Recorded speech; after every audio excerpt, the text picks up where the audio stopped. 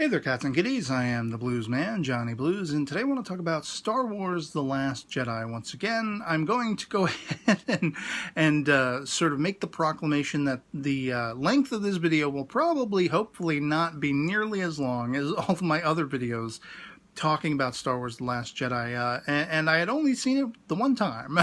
You know, a lot of people have seen it multiple times and everything like that. I saw it once, and then I did several videos adding up to a couple hours in length if you put them all together.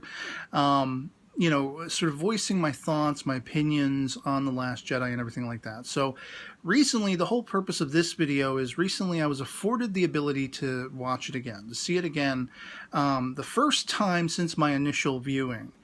And what did I think of it? Did I have any change in opinion or you know, because I did have a couple criticisms about like the Canto Bight scene and where the story focused on Poe and Finn and Rose and the lack of any sort of backstory to, you know, Snoke and such like that. There were some criticisms that I did have. And so what was my perspective on it now, having seen it again for the first time since that initial viewing? Did my mind change on it at all, for better or for worse? And the thing that I was surprised by, where I'm seeing a lot of people still talking about the movie in a negative light, in a negative favor, the things that they had a problem with in the movie, they still very much have a problem with, and they, you know, they will be heard as saying, you know, further subsequent viewings has made those things stand out worse and worse and worse for them. And you know, they can't stand it that much more. And there's a whole channel, you know, this guy, every other video is woulda, coulda, shoulda. This is what it should have been. This is what it was. This is why I hate what it was. This is what I would have liked if it would have been. And it's just, you know, so much, I feel, wasted effort and time, but that's just me. I mean, you know, people have to process these things, I guess. Their love or hate for movies, entertainment. And so again, getting back to the brass tacks question, did Johnny Blues' mind change? Did he like anything more or less? Did he still have the same qualms and problems? Did that change, shift, become, you know, greater or lesser? And overall, I'm quite somewhat surprised to say, although this is kind of my nature with things, usually, you know, Star Trek Discovery, the series, is a perfect example of this, where I would watch certain of their episodes. I liked a majority of that series, but there were certain episodes that I had really big-time problems with. And I spoke about them. I did episodic reviews of every single episode of the first season of Star Trek Discovery. And what I would say toward the latter half of the season, with episodes that I went back and rewatched with my sister later, I found that the episodes I had the biggest problems, issues, qualms with were far lessened, and if not entirely, you know, stricken from the record, so to speak. I had less of an issue with a lot of it because a lot of why I had such a big issue with it was the first impression sort of window, you know. Okay, I don't like that. I don't like that they did that. I don't like that, you know, they dropped the F-bomb here. I don't like that particular, the way that scene was acted or whatever like that, or how an episode felt schizophrenic and edited and directed all over the place. And so the qualms that I had with Star Wars The Last Jedi, did I find I had absolutely no problem with at all upon this subsequent viewing. The hate and the disdain, for a lot of people, it's become super normal. It's, you know, grown exponentially with every subsequent viewing. I didn't have that experience. The problems that I had, you know, a lot of the problems that I had were within that first impressions video. As I said, I'd only seen the movie the one time. I thought a lot about it, and I spoke at length across several videos, talking about why I thought Luke's characterization in the movie was fine, and why it made sense, and why it shouldn't have been unexpected, and all these kinds of things, and what you really, the way you should, you know, sort of consider it to wrap your mind around it to hopefully better understand it, and if better understanding it, maybe it would be more palatable, you know, that kind of thing to you if you were the kind of person who hated it and such like that. Similarly, I talked about, Carrie Fisher's last sort of portrayal of Princess Leia or General Leia. The whole, as people refer to it, flying through space thing. I didn't have a problem with that. I was awestruck and thunderstruck by that momentous, appraisal or characterization or sequence in the film. Similarly so, upon the subsequent viewing, I was, feeling the impact of that all over again.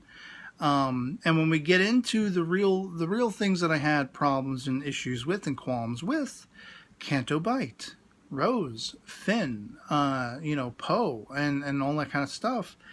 I'm sure I said somewhere along the way that they could have restructured the movie. They could have, if not dialed that back just a little bit, or significantly, or cut it out altogether, excised it altogether. The movie would have been shorter, first of all. They maybe could have restructured it to have more meaning, more impact, and I've seen lots of examples of people discussing that at length, and so I really wondered. I was supposing, how am I going to feel watching the movie again? Are these problems and issues still going to stand out as much as they had to me upon the first viewing? And they just didn't. A lot of it was that first impressions window. Now, having let some time pass, having gone back to the movie, having watched it again and experienced it again, knowing, it was a foregone conclusion these things were coming. These aspects of the story that I had issues with were coming.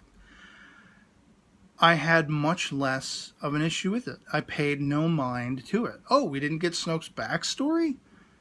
Well, I knew that now, so I didn't care. I was much more able to focus on what was there rather than what was not. With the Canto Bight sequence and Rose and Finn and their sort of pseudo-romance that comes, kind of out of nowhere by the end. But there are little, footnotes and things like that leading up to it, building up to it. Their whole excursion on Canto Bight, I found myself not bothered at all by it whatsoever in this subsequent viewing. And what's more, it actually went a lot quicker than I had remembered it. It didn't feel like as much of the movie was dedicated to that, taking away from, air quotes, the things that mattered more, or the things that were more interesting, as I had first felt in that initial viewing. It went by much breezier this time because I knew it was there. And because I knew it was there, it was a foregone conclusion. I accepted that fact, and I was able to enjoy it that much more, knowing it had been there. It was a forethought. I already knew it was there, so I knew to expect it. And in expecting it, it went that much quicker than upon first viewing, or at least it felt like it did. So in a nutshell, this subsequent viewing, all of the qualms I had, the problems I had, I don't have them anymore. I like the movie very much the way it is. And it's one of those things like if we had a director's cut or something like that, something that changed this movie up from the theatrical in any way, would probably upset me more at this point. That was a point that I raised in talking about the portrayal of General Leia. I had said, Carrie Fisher signed off on all of this stuff. People were talking about, rather than Holdo, why couldn't it have been Akbar? Or why couldn't it have been Leia who light speeded her ship into Snoke's and whatever like that? She would have gone out in a blaze of glory. That isn't what Carrie Fisher signed on to. That isn't what she agreed to. Her portrayal, her performance, all the way throughout the movie, she survives the end of the movie. Spoiler warning. I wouldn't have wanted any of that to have been altered from what she agreed to, from the script and the performance that she, went out of this world knowing was what was complete. I wouldn't have wanted them to alter it. And now, in this subsequent viewing, the same can be said for even all of those things that I had issues with. Again, I just saw a couple of videos recently, somebody disparaging, the fact that we didn't get the history of Snoke and quoting Andy Serkis's reasoning as to the fact being, in case they wanted to explore that further in another medium or in another movie or in a TV show or whatever, delve much further into the origins of Snoke and everything like that. That's why Rian Johnson concluded to keep it out of the movie, because it didn't pay service to the focused story.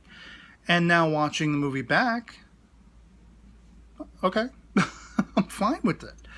I had no problem with it because the purpose that Snoke served roundabout equated well for me. Similarly with the Canto Bight stuff. I mean, it didn't feel like it went on nearly as long as it felt like it had in that initial viewing. It was much more palatable. It was even exciting to me.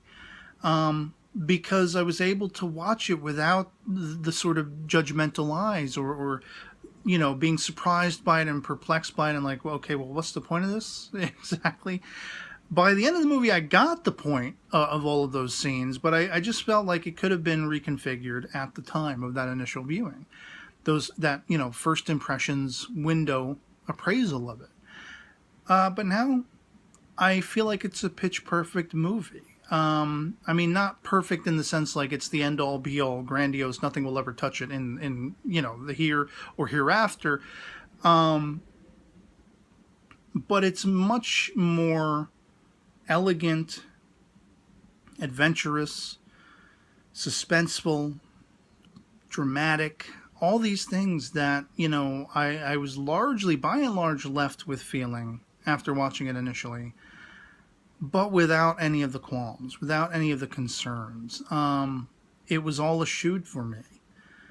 I now am at a point where I watch this movie, and it could change. It could change over time. I may, reflect back on those initial appraisals and think ill of them again at some point.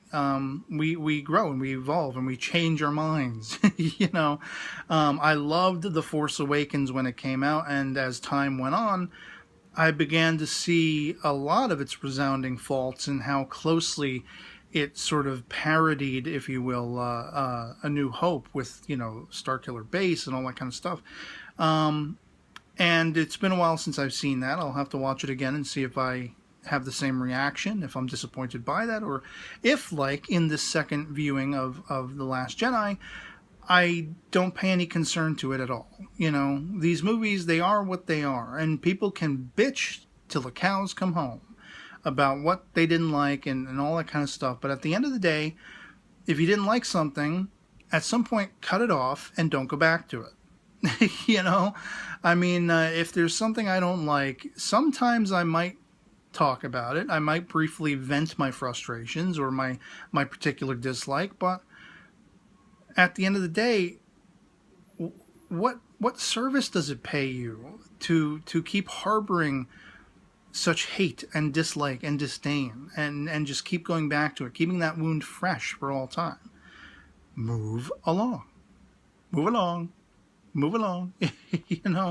And for me, I was surprised that going into this, knowing that I had those qualms with the backstory of Snoke. I did a video saying, this is why I wanted to know more about Snoke.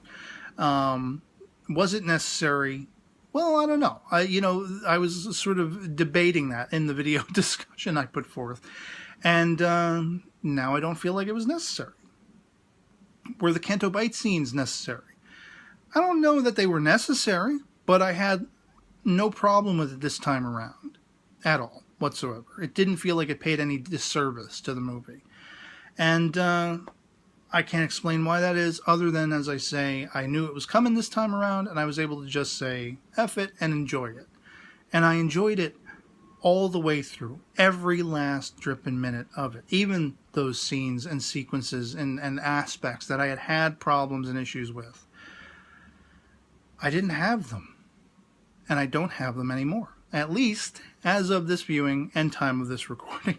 So, I'd love to hear from you guys in the comments below if you've seen The Last Jedi several times, if your viewing experience of it, if you had any qualms to begin with, but if your viewing experience, over time has bettered or gotten worse, or you loved it more, or your concerns that you had and issues that you had have grown exponentially over time. And to each their own and a bag of chips. We are all subjective in this, whatever conforms to our tastes. We're all individuals.